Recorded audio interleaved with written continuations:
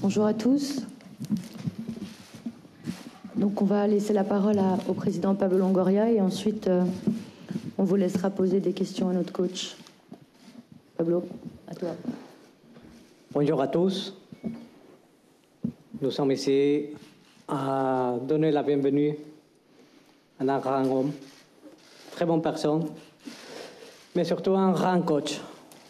Un grand coach, notre coach, avec lequel on a pu échanger pendant les dernières semaines. Et je me suis retrouvé une personne avec beaucoup de passion, beaucoup d'énergie, une philosophie de jeu vraiment important et vraiment identifié avec ce que la ville a besoin, ce que nos supporters ont besoin. Nous, comme club, on a besoin. Personne pleine d'exigences, pleine de travail. On a vu les premières 2 séances qu'il a fait avec beaucoup d'énergie et beaucoup de méthodologie de travail. C'est surtout un des meilleurs coachs en circulation dans le panorama du football international. Dans tous les clubs où il est passé, il a eu des résultats. À Séville, dernièrement. Santos, où il a fait une super saison avec une équipe avec beaucoup de difficultés. Et Atlético Mineiro, où il a changé la dynamique d'une équipe qui finit 7e jusqu'à porter l'équipe à 3 points du titre. Après, il a eu une grande carrière en Chili avec la U, avec l'équipe nationale de Chili, où il a gagné la Copa América 2015, l'équipe nationale de l'Argentine, où il est habitué à entraîner des grands joueurs avec des joueurs de grande personnalité. C'est un coach moderne, un coach avec une philosophie de jeu très particulière, mais surtout avec un niveau d'exigence de rigueur. Je suis très content de lui donner la bienvenue. Bienvenido, Jorge. Este momento, c'est le moment de notre avenir. Et je crois qu'on va construire un bon épisode dans notre histoire de club. Merci. Agradezco mucho las palabras del presidente del club. Espero estar a la altura de mi convocatoria en este gran club. Y bueno, solo queda comenzar a trabajar pronto e intentar cambiar esta realidad actual que no es la más cómoda para todos los simpatizantes de l'OM. Je remercie chaleureusement le président. J'espère être à la hauteur. On va commencer à travailler très vite pour pouvoir changer la dynamique actuelle qui n'est pas idéale pour nous et pour les supporters. Ok, on va commencer les questions. Karim, vas-y. Bonjour coach. Bienvenue à Marseille de la part de toute la presse marseillaise. J'ai 2 petites questions. Déjà, savoir pourquoi vous avez choisi Marseille. Qu'est-ce qui fait que vous êtes là aujourd'hui? Et ma deuxième question, elle est plus d'ordre sportif. C'est comment vous avez retrouvé ou découvert ce groupe des hier lors de la prise de contact?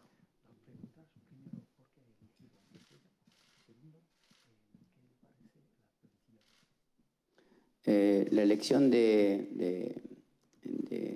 l'OM tiene que ver básicamente por un montón de puntos.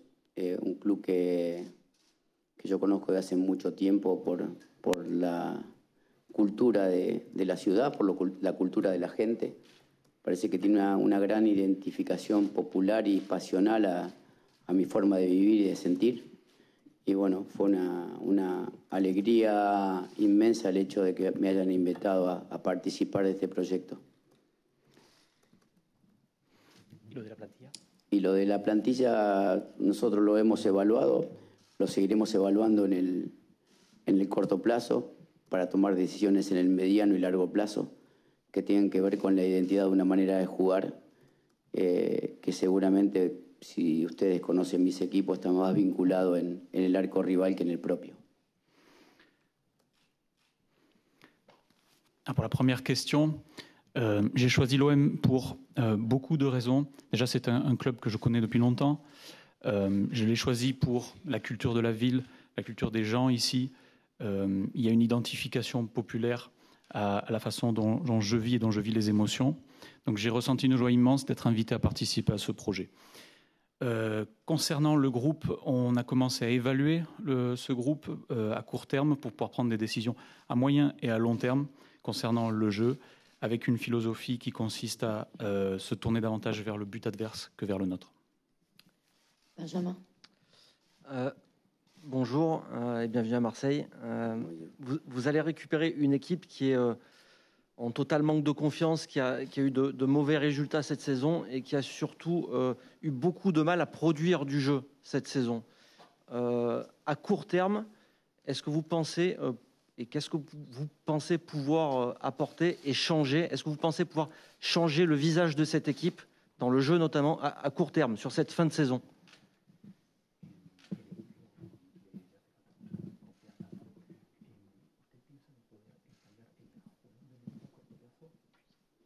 Bueno, es mi ilusión en realidad.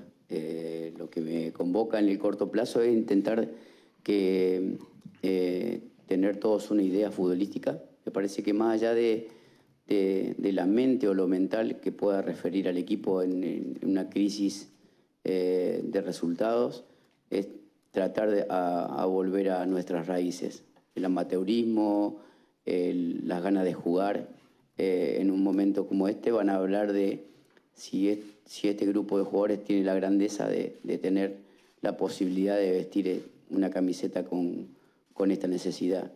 Entonces, lo que nosotros vamos a proponer, o lo que estamos proponiendo, en realidad, es que la herramienta para salir de un momento difícil como el que está viviendo el club tiene que ver exclusivamente con protagonizar. Alors oui, c'est mon souhait.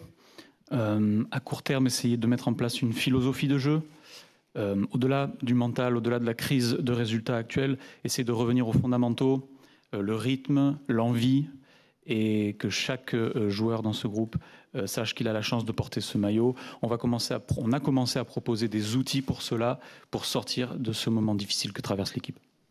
Romain.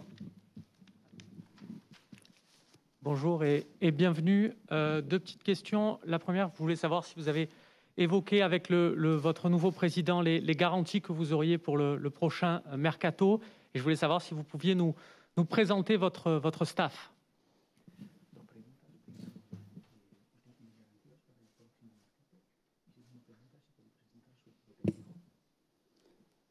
Si tengo garantías. Que en realidad el tema de los fichajes tienen que ver exclusivamente con el mediano plazo. Seguramente lo primero que me tiene bastante con mucho trabajo en realidad es el diagnóstico actual para volver a intentar conseguir a través de una identidad una forma de seguridad que nos permita competir de cara al final del torneo, logrando algunas situaciones que hay que modificar relacionadas exclusivamente por el deterioro que hoy tiene el equipo. En el mediano plazo, seguramente, en el tiempo, trabajaremos con el presidente y con la gente encargada de revisar el mercado cuando tengamos una conclusión real de las necesidades para ver cómo nos instalamos y en qué lugar para tratar de resolver el problema ese que es el segundo tema. Hoy el primer tema pasa exclusivamente por lo que tenemos y mejorarlo rápidamente. Con respecto a mi cuerpo técnico, mi ayudante es Jorge Decio, preparador físico Pablo Fernández, analista Diogo Alves,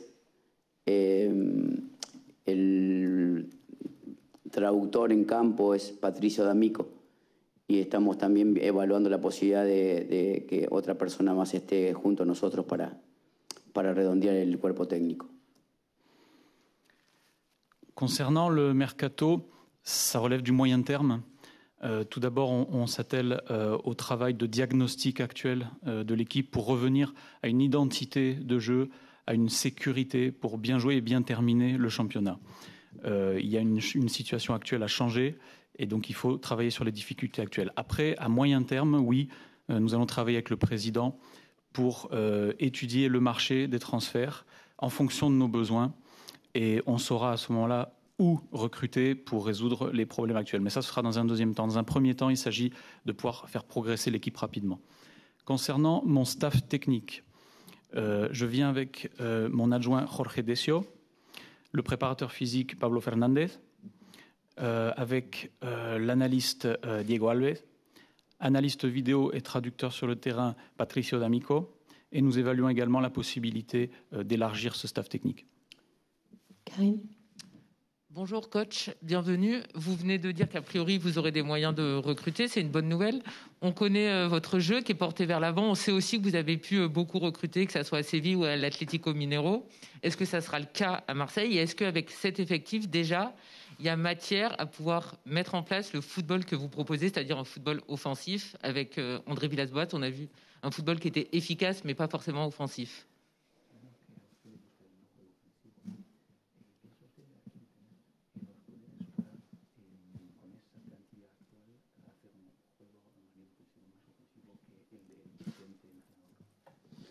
Bueno, mi idea es conseguirlo.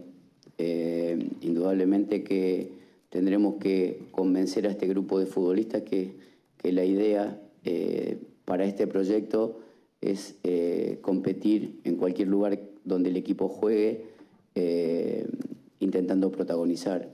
Y para mí en el fútbol, desde el juego, desde el inicio y en el final, está relacionado con el ataque. Entonces, progresivamente, en el poco tiempo que ahora tenemos, iremos sembrando semillas que permitan que los jugadores se involucren o que pertenezcan a esta idea. Algunos jugadores se adaptan rápido, algunos les cuesta un poco más de tiempo y algunos lamentablemente seguramente no se adaptarán. Pero es la tarea del cuerpo técnico intentar o seducir en una idea diferente que no los haga esperar, sino que en este tiempo de intentar recuperar la imagen del club tengamos un protagonismo desmedido. L'idée est effectivement d'arriver à cela, oui. Nous devons convaincre le groupe que le projet consiste à être compétitif dans tous les domaines en s'impliquant. Le football, pour moi, c'est le jeu avant tout et dès le début. Donc progressivement, avec le peu de temps que nous avons, nous allons faire en sorte de permettre aux joueurs d'adhérer à cette philosophie. Certains joueurs s'adapteront vite, pour d'autres, il faudra plus de temps. Et pour d'autres, malheureusement, ils ne s'adapteront pas. Le rôle du staff est pour l'instant d'essayer de convaincre, de séduire le groupe et de redorer le blason du club. Fabrice. Bonjour. Vous avez eu un parcours très riche en Amérique du Sud. Vous avez eu une expérience en Europe au FC Séville. Là, vous arrivez dans un autre championnat, un autre pays dont vous ne connaissez pas encore la langue. Est-ce que cette arrivée, est-ce que c'est un défi qui n'est pas un peu risqué quelque part, ou alors c'est quelque chose qui vous motive encore plus?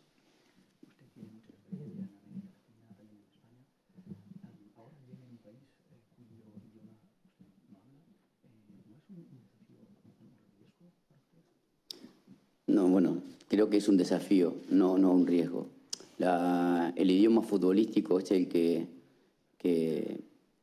trato de implantar en cada momento donde llegue. Cuando llegué a Brasil, el idioma no era el español que yo conocía y indudablemente que enseguida empezamos a hablar futbolísticamente en un idioma conjunto, en el cual con el tiempo era la gran comunicación que tuvimos con los futbolistas.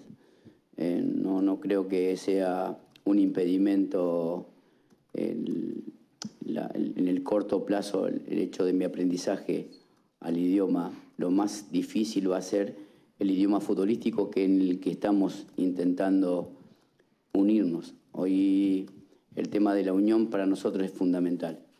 Y esa comunicación de unión con los futbolistas, con la gente, para sacar esto adelante va a ser fundamental. Y en eso no solamente se necesita un idioma del lugar, sino una pasión conjunta, una necesidad que se contagie, que brote. Y en ese camino estamos.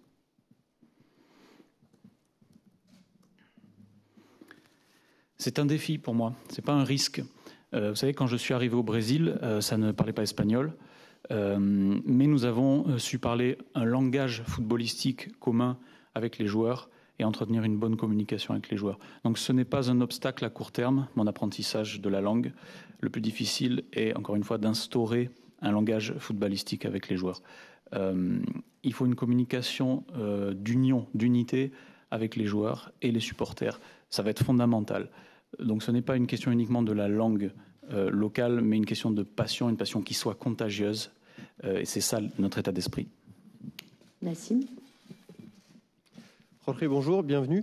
Une question pour vous et puis une question pour Pablo aussi ensuite. On fait souvent le lien entre vous et Marcelo Bielsa. C'est un coach qui a eu énormément de succès ici, même si sportivement, ça n'a pas eu les retombées qu'on attendait. Il a su créer un lien avec ses supporters. Est-ce que vous êtes un petit peu dans cette lignée? Vous avez envie de créer quelque chose de particulier avec les supporters?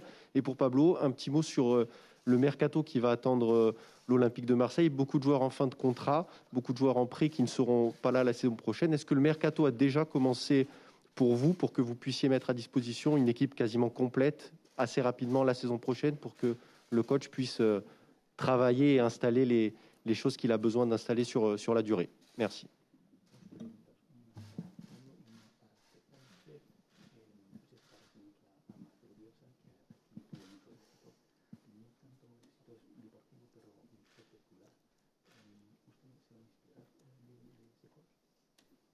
No, en realidad Marcelo Bielsa para muchos entrenadores ha sido una referencia. Para mí personalmente lo ha sido. Yo me fijo mucho en sus equipos y más allá de estar muy cerca de él, desde una ideología, una manera de jugar o de enfrentar cada situación en los equipos que le ha tocado,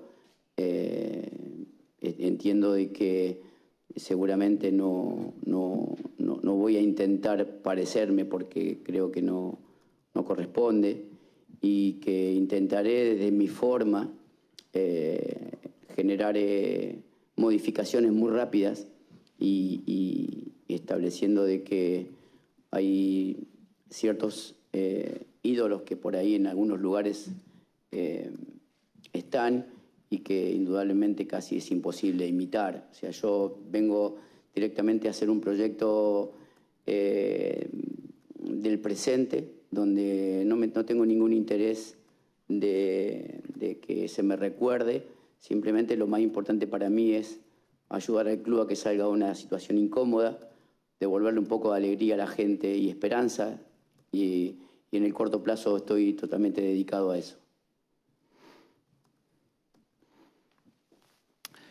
Marcelo Bielsa, pour beaucoup d'entraîneurs, est une référence, et pour moi particulièrement. J'ai suivi chacune de ses équipes, je me sens proche de lui idéologiquement dans le jeu, mais je ne compte pas essayer de lui ressembler.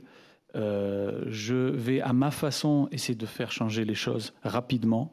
Vous savez, il y a certaines idoles dans certains endroits qu'il est impossible à imiter. Donc moi, je viens pour un projet qui est ancré sur le moment présent. Ça ne m'intéresse pas forcément qu'on se souvienne de moi à long terme. Mon but est d'aider le club à sortir d'une situation difficile, de donner du plaisir aux supporters. À court terme, c'est ça notre état d'esprit. Pablo répondra à ta question. Après, on continue avec celle du coach et après, on posera des questions à Pablo. Flo. Oui. Jorge, bonjour. Bienvenue également. Est-ce que vous avez senti un club ambitieux dans vos échanges avec le président Pablo Longoria et je crois avec le propriétaire Frank McCourt que vous avez rencontré ces derniers jours? Est-ce qu'on vous parle de modifier la hiérarchie un peu établie? En France, on a l'habitude presque de croire que Paris est champion d'avance avant de démarrer la saison. Est-ce que vous avez senti un discours ambitieux à ce niveau-là pour renouer avec quelques titres du côté de Marseille?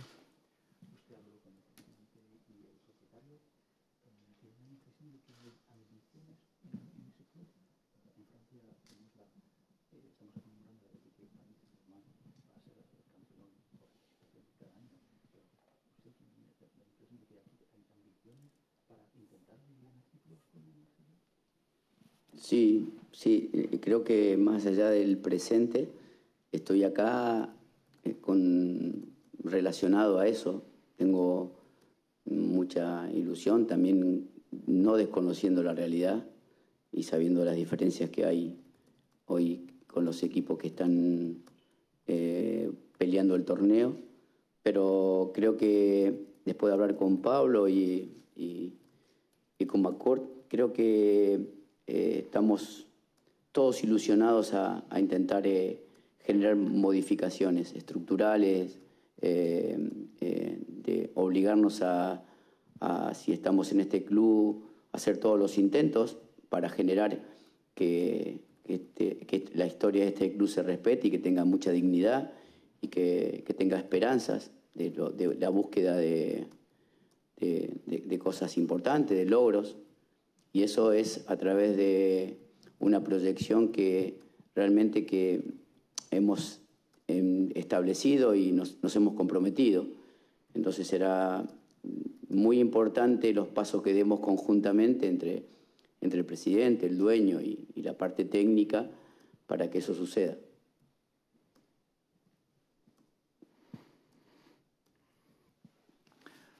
Oui, au-delà du présent, je suis effectivement ici pour ça. Je suis très enthousiaste, je n'ignore pas la réalité, je connais la différence avec les équipes qui jouent le haut du tableau. En effet, nous avons parlé avec Pablo Longoria et Frank McCourt.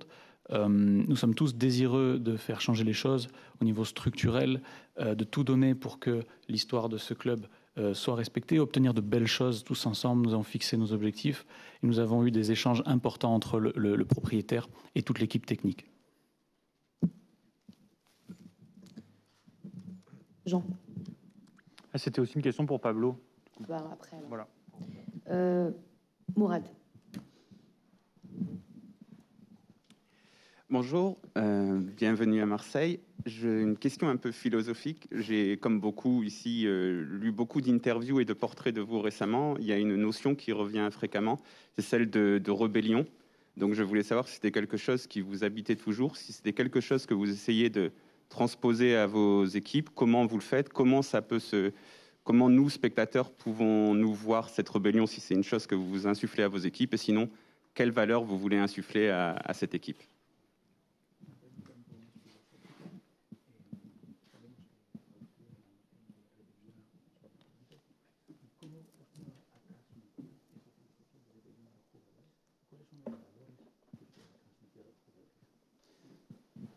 Bueno, por ahí el carácter de rebelión que tiene que ver con tratar de rebelarse a la situación actual es una cosa que me ha tocado en un montón de lugares donde estuve.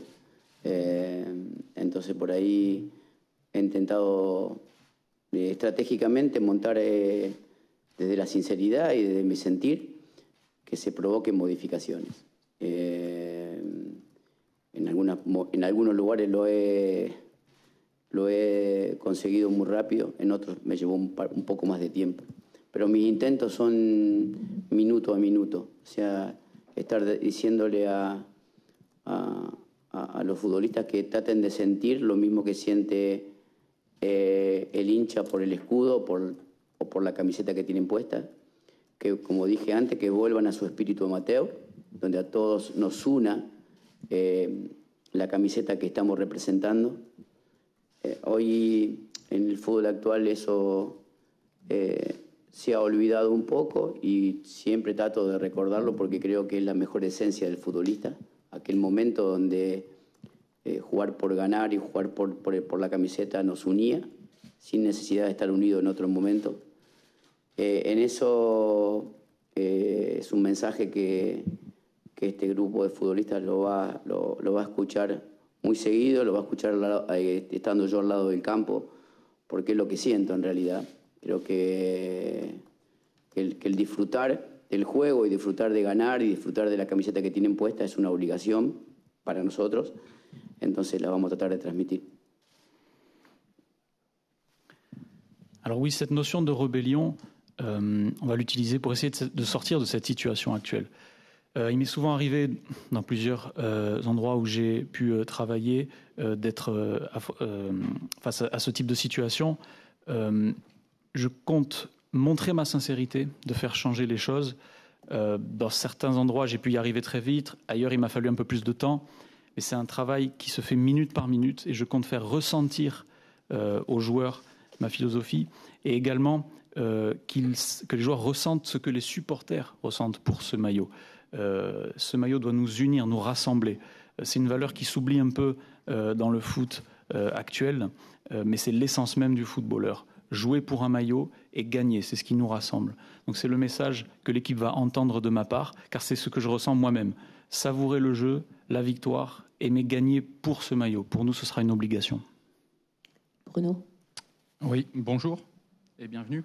De vos premiers contacts avec l'Olympique de Marseille jusqu'à votre accord, il s'est passé beaucoup de choses ici. Il y a eu une grosse crise extrasportive.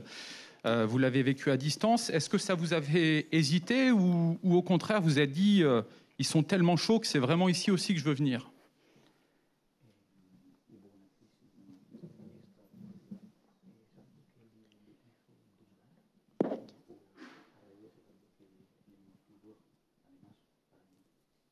No, ni una cosa ni la otra. Creo que son algunas situaciones que generan quiebres y en realidad este es un momento difícil donde la gente normalmente en las crisis se puede llegar a separar. Como lo dije antes, los momentos donde tenemos que estar más juntos, porque la única manera de salir de la crisis es juntos, unidos. Me parece que separarnos nos llevará al fracaso total y se cambiarán y los proyectos se quebrarán. Yo creo que la única manera de salir adelante es corrigiendo los procesos, no quebrándolos. En ese sentido, creo mucho que estos cambios que necesita la gente porque no está bien con el rendimiento del equipo serán progresivos y no serán automáticos. Y que se necesita de un poco de paciencia para intentar que este proceso tenga las correcciones que merezcan y que la gente se mantenga unida. Ya digo, la desunión es para los de afuera. Cuando suceden este tipo de separación entre el hincha y la dirigencia o los jugadores, seguramente disfrutan mucho más los de afuera. Ni l'un ni l'autre, sincèrement. Dans un moment difficile comme celui-là, une crise peut donner lieu à une rupture. Or, ce qu'il nous faut, c'est nous rapprocher, nous unir. Une rupture peut conduire à un échec. Pour nous, la seule solution est de corriger ce qui ne va pas et de ne pas se désunir. C'est ce dont nous avons besoin. C'est un processus qui va être progressif, qui ne sera pas automatique, donc ça va demander un peu de patience pour que les bonnes solutions puissent être mises en place. Mais il faut vraiment que chacun reste uni, qu'il n'y ait pas de rupture entre les supporters ou la direction, car c'est là que les difficultés peuvent arriver. Bruno. Jean-Claude. Bonjour. Est-ce que vous pouvez nous expliquer comment vous avez vécu votre semaine d'isolement? On vous imaginait comme un lion en cage, notamment dimanche soir devant l'élimination en Coupe de France.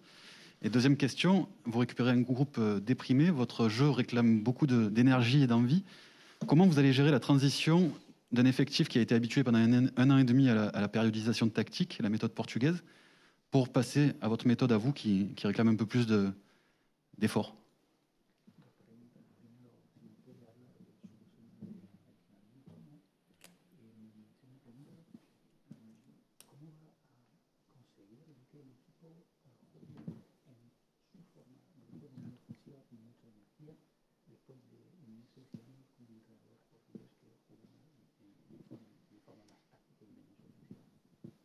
Bueno, mi cuarentena fue extremadamente aburrida y totalmente focalizada en análisis y en búsqueda de soluciones para el momento del equipo. Me tocó sufrir la derrota del último domingo que nos quitó la posibilidad de competir por un torneo Y nada, cada cosa que sucede en mi vida me genera una posibilidad. O sea, siempre me genero, a través de algo que me pasa que no es lo que espero, una posibilidad. Entonces trato de que también los jugadores vivan este partido con Rennes como una posibilidad.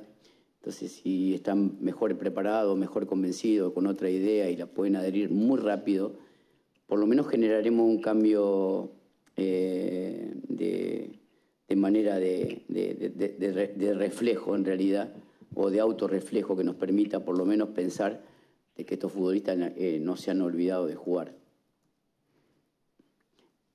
¿Dos preguntas me hizo? Sobre si usted piensa de poder aplicar su juego ofensivo después de meses con un entrenador que es más técnico que ofensivo. ¿Puedes responder esa primero? ¿O las dos? Pues, vamos.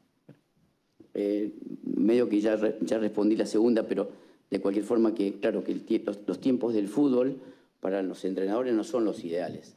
Los ideales están antes de una preparación en etapa con un plantel elegido, o por lo menos compartiendo la elección con el director deportivo. Bueno, pero a veces toca y a veces no. Esta posibilidad que me tocó del Olympique acá en Marsella, no dudé. Más allá de... Dije que sí antes de analizar, porque me seducía mucho estar acá. Entonces me dejé guiar por un poco por mi sentir y hice el análisis posterior à mi sentir. Alors, première question. Ma quarantaine a été longue.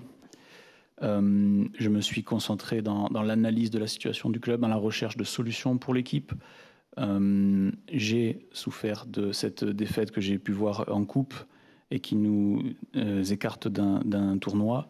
Mais vous savez, chaque chose dans ma vie qui m'arrive me donne en réalité une opportunité. Et je souhaite que les joueurs utilisent ce match de Rennes qui arrive comme une opportunité, qu'on soit mieux préparé avec une autre philosophie, un changement de réflexion sur soi-même également. Voilà. Et pour la deuxième question, pour un coach, l'idéal, effectivement, c'est de commencer une saison avec une préparation, un groupe choisi. Parfois, ce n'est pas le cas. C'est ce qui m'arrive ici à l'OM, mais ce projet m'a plu et j'ai dit oui avant même d'analyser la situation. J'étais motivé. Ok, on va faire les 3 dernières questions avant de passer à Pablo. Gilles, Mathieu, Karim pour finir, s'il vous plaît. Oui, bonjour. Doit-on s'attendre dès demain à des changements importants, que ce soit des changements d'hommes, des changements de système de jeu, face à un adversaire direct en plus pour une place européenne? Est-ce que pour vous, cet objectif-là d'accrocher une place européenne est un objectif qui vous semble réalisable?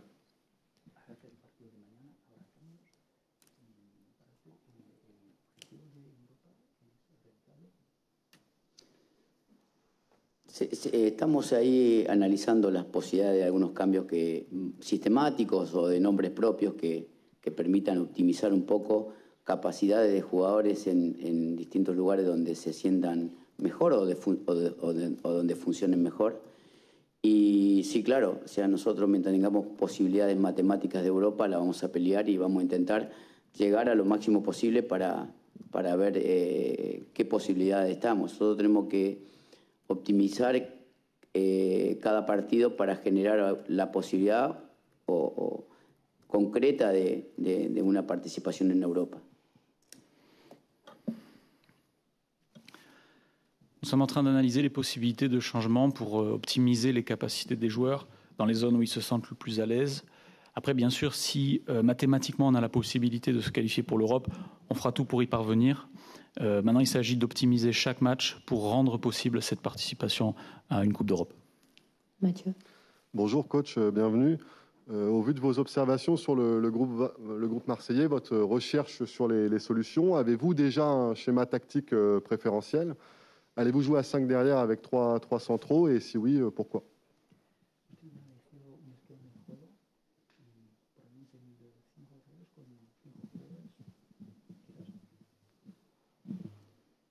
Sí, el sistema estará, como dije antes, relacionado al rival en algún tipo de situaciones defensivas y ofensivas. y también a la implementación del material que nosotros tengamos en el club. O sea, el dibujo táctico tendrá mucho que ver con la característica de los futbolistas. El estilo no, el estilo tendrá que ver exclusivamente con la característica del entrenador. El estilo no creo que yo negocie el estilo, imposible. Lo que voy a generar es que sistemáticamente trataré de poner jugadores que se sientan cómodos en el lugar que correspondan y que desde ahí empecemos a construir un equipo que desde el juego intente ser superior. Le schéma de jeu sera lié aux adversaires selon les situations qui s'offriront à nous au niveau défensif ou offensif, mais aussi à la mise en place des atouts dont nous disposons au club. Le schéma technique dépendra des caractéristiques de chaque joueur. Pour ce qui est du style, ça ne m'appartient pas. Ce que je vais apporter, c'est la possibilité de mettre les joueurs dans les positions qui leur correspondent le mieux, où ils soient le plus à l'aise, afin de pouvoir être supérieur à l'adversaire dès le début. Ok. On va passer aux questions pour Pablo maintenant. La question était posée, donc tu veux démarrer sur Pablo? Vas-y, je t'en prie. Et après, si c'est possible. Bonjour Pablo.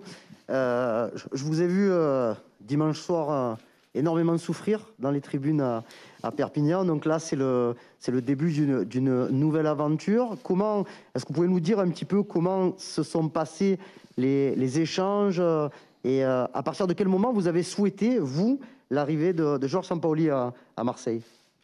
Bonjour. Plus que souffrir, c'était une déception. Parce que ce qui s'est passé dimanche était inadmissible. Inadmissible pour notre histoire et pour notre institution. Ça, c'est clair. Après, oui, c'est une nouvelle aventure. Je suis été persuadé de Jorge depuis la première conversation. Il a utilisé une phrase, que ça c'est le résumé de toutes les conversations. Je n'ai pas envie de retourner en Europe. J'ai envie d'entraîner l'Olympique de Marseille. C'est un mot fort, et vraiment que ça c'est le résumé de toute la passion qu'il a à l'intérieur et surtout de les sentiments et de la passion qui matchent parfaitement avec cette club. Nassim.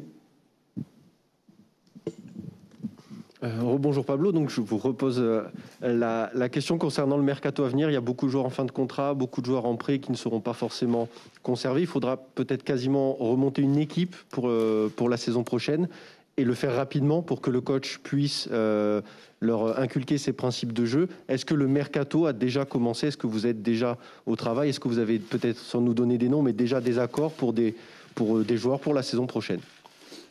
Bonjour. Je crois qu'un mercato commence avec aussi les commences dans saison. Dans le moment que quand la saison commence, tu commences à préparer le mercato d'hiver et tu commences à préparer la prochaine saison. Je crois que depuis les premiers jours, on travaille ensemble pour chercher toutes les solutions pour le prochain mercato d'été. C'est normal, il y a des situations particulières, beaucoup de joueurs en prêt, beaucoup de situations, mais aussi avec des joueurs qui ont des options d'achat et qu'on a les contrôles pour pouvoir décider ce qu'on peut faire avec les joueurs. Maintenant, c'est un épisode qu'on va décider ensemble sur la situation individuelle de beaucoup de joueurs et naturellement avec des joueurs qui sont en fin de contrat. Changement, tous les clubs ont des changements. Et maintenant qu'on commence une nouvelle aventure avec un coach, avec une philosophie de jeu très particulière et très, on peut dire, dans un style propre, c'est nécessaire de s'adapter à cette philosophie de jeu pour donner les profils des joueurs, pas un nom d'un joueur, les profils des joueurs nécessaires pour pouvoir faire le jeu qu'il y a dans la tête. Jean.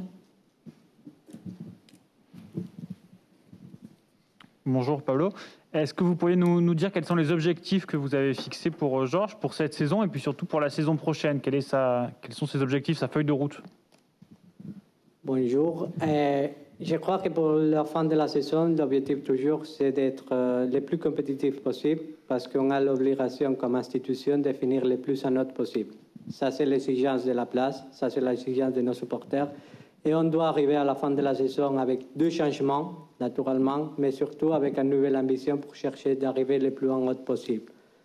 Pour la prochaine saison, ça va dépendre un peu, sur toutes les circonstances, sur tous les mercato, naturellement. Et c'est clair que l'objectif toujours de l'Olympique de Marseille est être en haut. Notre objectif toujours, c'est de construire un projet qui nous permette d'arriver le plus en haut possible. Si c'est possible, la Champions League, c'est toujours un objectif, parce que nous sommes ambitieux. On a des objectifs et le futur de cette club, ça passe pour être d'une certaine manière stable dans la Champions League, comme j'ai dit depuis les jours que j'y suis arrivé ici. Romain. Bonjour Pablo, quand on a discuté ensemble de ce sujet des joueurs en fin de contrat, vous m'aviez dit qu'il n'y a pas de date butoir et il est possible de les signer même au dernier moment. Je parle des joueurs actuellement à l'Olympique de Marseille. Est-ce que là-dessus, s'il y a des joueurs dont vous savez qu'ils ne re-signeront pas, vous avez évoqué ce sujet avec le coach pour dire on va peut-être les mettre de côté pour préparer l'avenir? Bonjour, je crois que maintenant, si on parle de mettre de côté des joueurs dans un effectif actuel, c'est un manque de respect pour tous les joueurs qui nous ont aidés à construire l'effectif et aussi parce qu'ils sont des professionnels et les clubs, ils doivent se comporter d'une façon professionnelle aussi. Et on doit ramener avec nous tous les joueurs qui sont à disposition parce qu'on a besoin d'eux et on a besoin de faire des résultats. Sur la question de comment sur les prolongations, je crois qu'il n'y a pas un temps propre maintenant dans le mercato. Vous suivez le football européen, vous suivez le football français, et tous les clubs, nous sommes plus ou moins dans une situation pareille, avec un peu d'insécurité, avec une situation en général où les joueurs, sauf peut-être pour dire des noms, Alaba, Chevalier était l'unique, il a communiqué qu'il ne continue pas au club parce qu'ils sont allemands, ils ont cette façon de travailler. Les Allemands, ils ont changé d'entraîneur. L'entraîneur de Mönchengladbach, il a choisi Dortmund. Ça, c'est une façon de faire différente, mais je crois que maintenant, tous les clubs, nous sommes dans la même situation. Il y a beaucoup d'instabilité dans le mercato, mais surtout, je crois qu'il y a aussi une attente de la côté de nos joueurs aussi pour voir comment est-ce qu'ils peuvent travailler ensemble à Jorge. Bonjour Président, Abderrahmane Zerarka, beIN Sport. Vous avez parlé de la Champions League. Le président Marc Courte l'a répété à plusieurs reprises. Il voit la Champions League comme une ambition suprême. Est-ce que vous en avez parlé avec lui? Et est-ce que vous avez parlé d'une quelconque échéance à ce sujet? Bonjour. Je crois que toujours un propriétaire, il doit être ambitieux. Et toujours, il a ambition au futur. Spécialement quand il y a un propriétaire américain où il cherche toujours de penser dans le futur du club. Quand tu es propriétaire, tu as toujours des ambitions. Nous sommes réalistiques aussi. On sait le moment. On connaît la situation économique, pas seulement du club, mais c'est une situation que nous sommes dans une bonne situation, merci à notre propriétaire, qui nous permet d'être dans une situation de crise économique, de pouvoir sortir dans une bonne façon. Ça, c'est la vérité.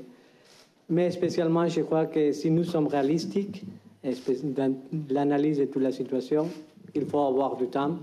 On doit construire un projet, on doit construire une idée de jeu.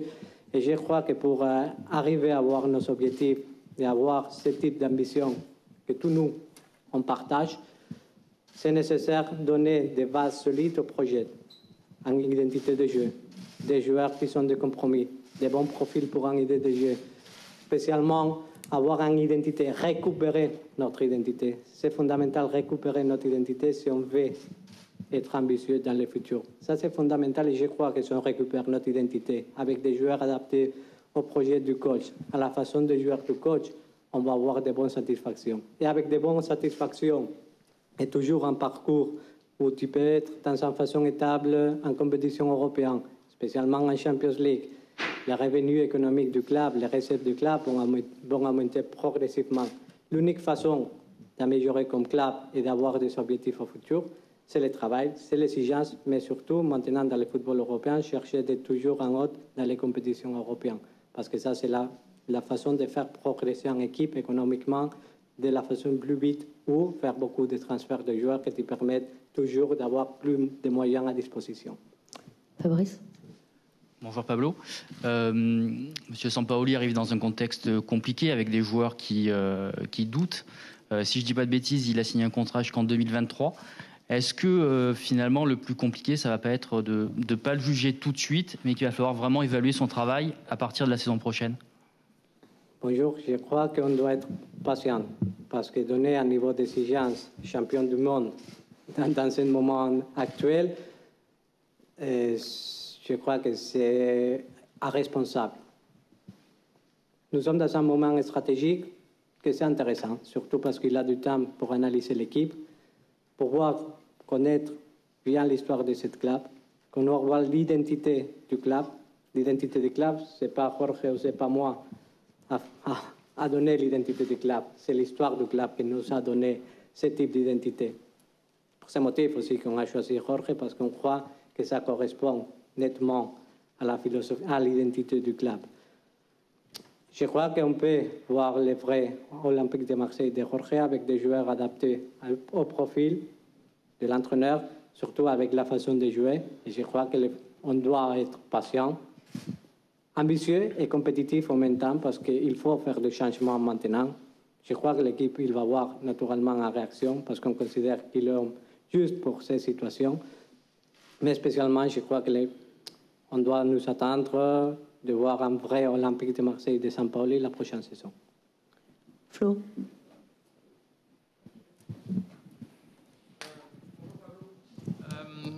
Je voulais une question précise sur deux joueurs qui ont un contrat très longue durée, presque Marseillais à vie, Dimitri Payet et Steve Mandanda.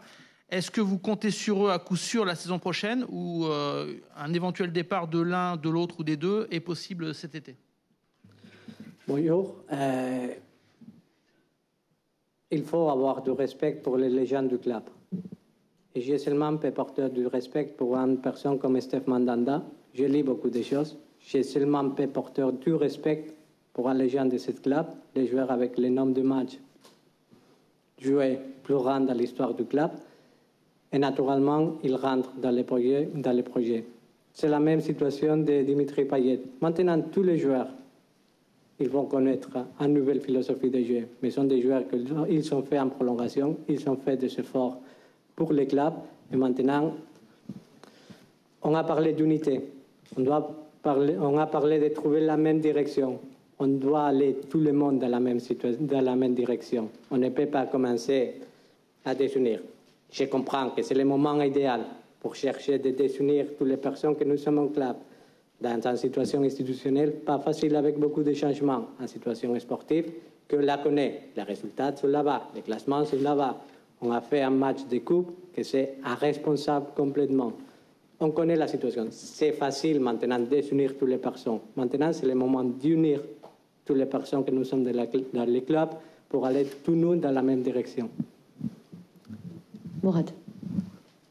Bonjour Monsieur Longoria.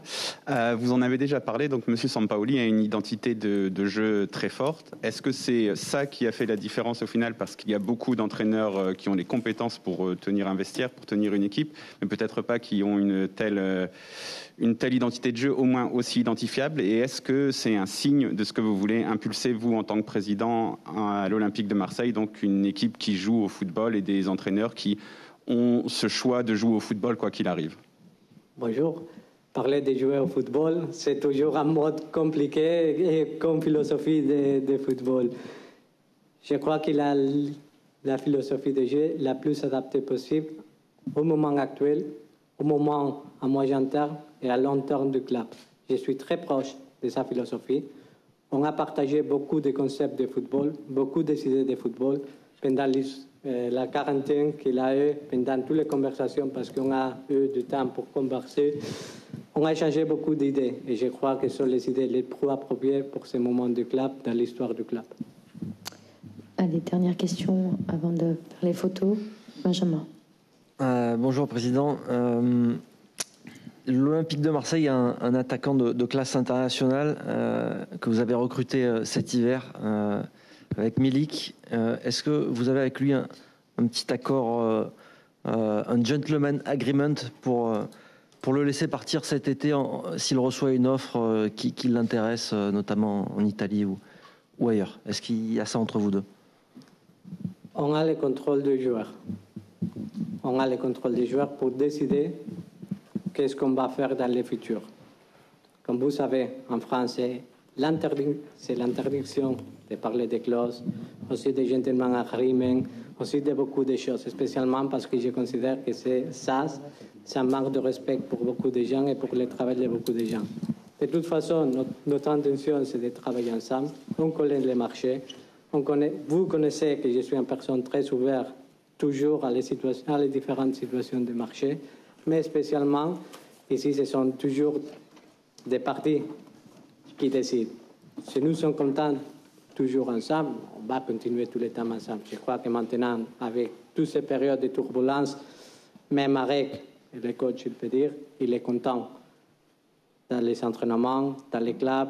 Maintenant, il s'est libéré dans une situation difficile pour lui. Il est à l'attente du prochain Euro. Il est content avec la possibilité de pouvoir retourner dans l'équipe nationale de la Pologne. Nous sommes maintenant dans une situation qu'on va décider ensemble en fonction des situations de mercato, mais notre intention est de garder Milik pour le futur de ce club, parce qu'il est un joueur de classe internationale, comme vous avez dit, mais surtout de travailler ensemble et de travailler avec de l'ambition, en sachant que l'OM a le contrôle total sur les décisions du joueur. Merci beaucoup. Alors, je vous propose de suivre Mika et Alex et on va aller faire la série de photos sur le terrain, s'il vous plaît. Merci.